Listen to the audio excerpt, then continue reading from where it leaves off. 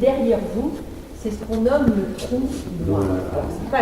Alors, on a trouvé un trou noir assez massif au centre de la galaxie, mais il existe des trous noirs ailleurs dans la Voie lactée, ce qu'on appelle des mini-trous noirs stellaires, qui eux sont le résultat d'étoiles massives qui en fin de vie ont leur cœur qui implose. Et l'implosion fait que ça donne naissance soit à un petit cœur qu'on appelle une étoile à neutrons, et le stade final, c'est effectivement le petit noir.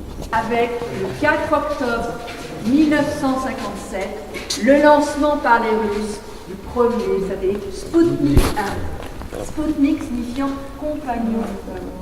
Alors c'est une sphère qui fait 50 ans, et elle pèse 83 kg. Ah, alors voilà.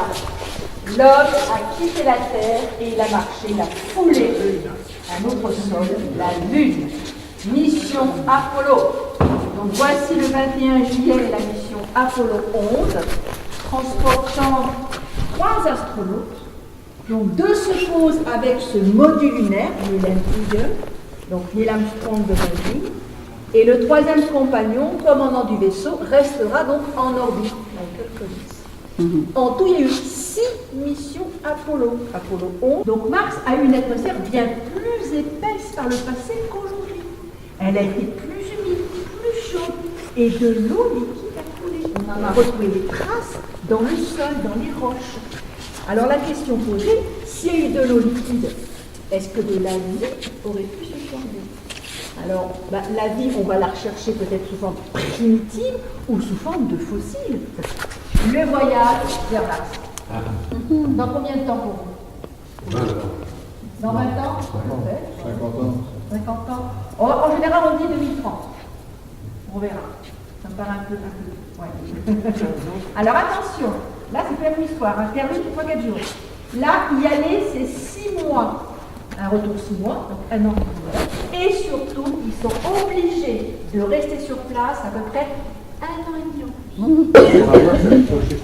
Cette coupole abrite donc une lunette astronomique qui a été conçue entre 1895 et 1900. On l'utilise toujours. Alors une lunette, c'est quoi le principe? C'est un tube, une entrée, une sortie.